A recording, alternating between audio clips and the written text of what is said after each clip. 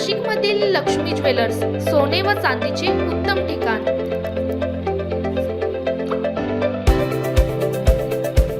ताज्या बातम्या बघण्यासाठी स्टार लोकशक्ती न्यूज चॅनलला सबस्क्राइब करा आणि बेल आयकॉनला प्रेस करा। नाशिक महानगरपालिका निवडणुकीसाठी प्रभाग क्रमांक 1 मधून अपक्ष महिला उमेदवार सविता राम म्हस्के या कपबशी या निवडणूक चिन्हावर निवडणूक रिंगणात उतरल्या आहेत। स्थानिक रहिवासी असलेल्या सविता म्हस्के यांना प्रचारादरम्यान मतदारांकडून मोठ्या प्रमाणावर सकारात्मक प्रतिसाद मिळत असून दुर्लक्षित प्रभागाचा आवाज आता उठतो आहे, अशी भावना नागरिकांमध्ये दिसून येत आहे। सविता म्हस्के यांनी आपल्या प्रचारात स्पष्ट भूमिका मांडत सांगितले की गेले कित्येक वर्ष प्रभाग क्रमांक 1 केवळ आश्वासनांवर चालवला गेला। प्रत्यक्षात मात्र पाणी पुरवठा, ड्रेनेज व्यवस्था, रस्ते, स्वच्छता, गार्डन तसेच मूलभूत व मजबूत नागरी सुविधांकडे जाणीवपूर्वक दुर्लक्ष करण्यात आले।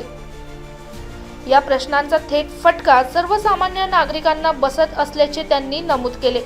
ही लढाई केवळ पदासाठी नसून जनतेसाठी आहे।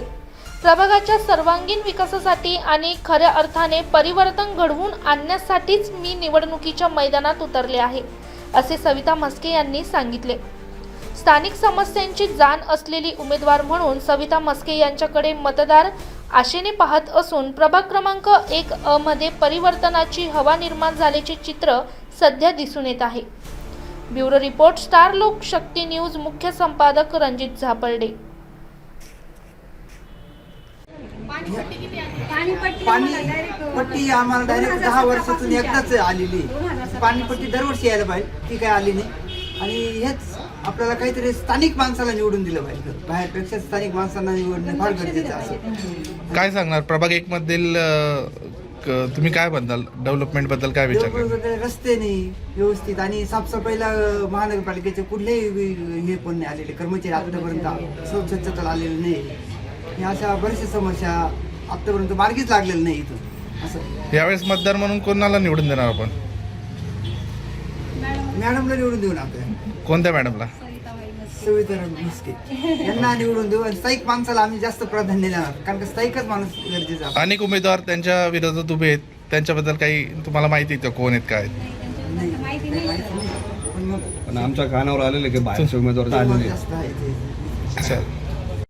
नमस्कार, मी सविता म्हस्के। माझी निशाणी आहे कपबशी। मी अपक्ष उमेदवार आहे।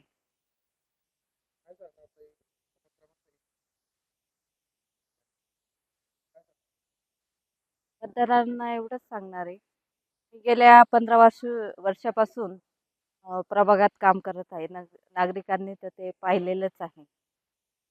हे काम बघून काही पक्षांनी माझी दखल घेतली व तिकीट देणार अशी मला गवाही दिली होती, पण काही कारणास्तव त्यांनी बाहेरचा उमेदवार आणून त्यांना तिकीट दिले आणि स्थानिकांना डावळले। तर नागरिकांनी हेच बघायचं आहे की स्थानिकांना मतदान करायचं का बाहेरचा उमेदवार आला आहे त्याला मतदान करायचं।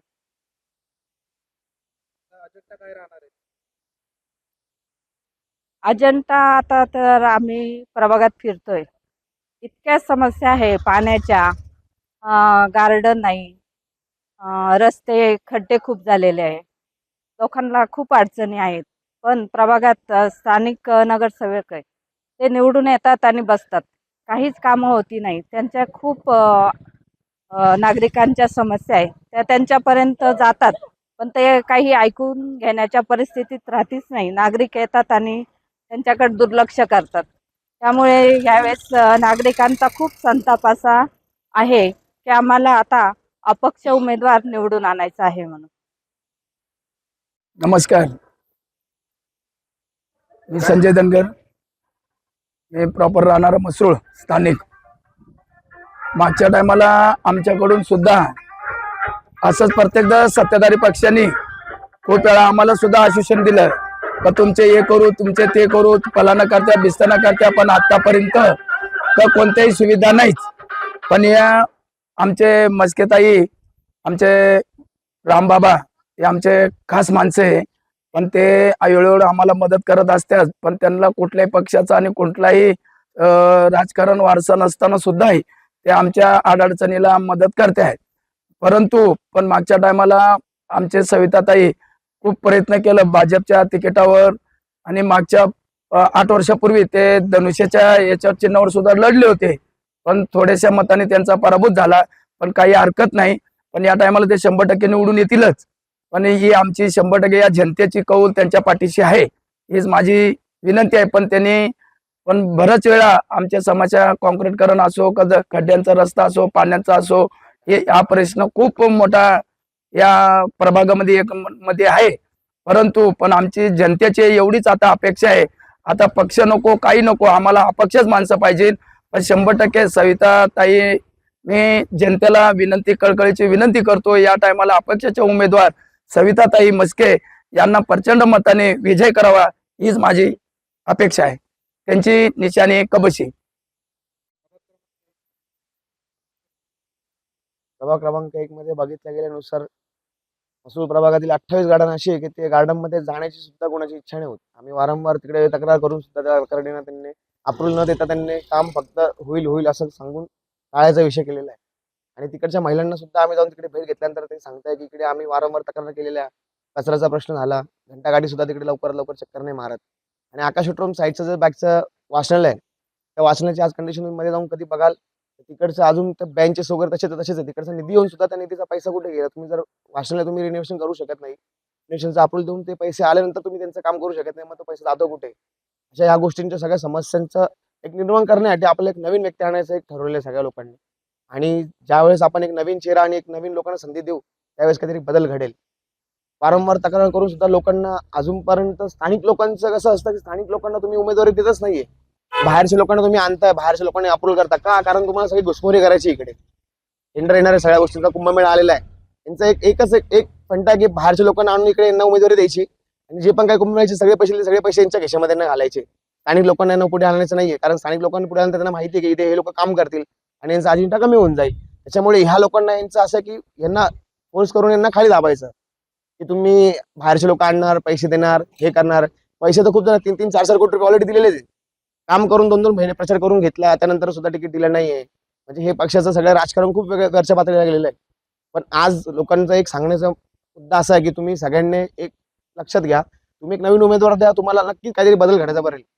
आणि सविताताईंना तुम्ही एकदा उमेदवारी देऊन बघा, आणि नाही तर तुमच्या घरापर्यंत एक तरी हक्काचा माणूस तो राहील. तुम्ही रात्री अर्धरात्री दरवाजा ठोका, तुमच्यासाठी नक्कीच सविताताई उभे राहतील. सविताताईंची निशाणी आहे कब्बशी.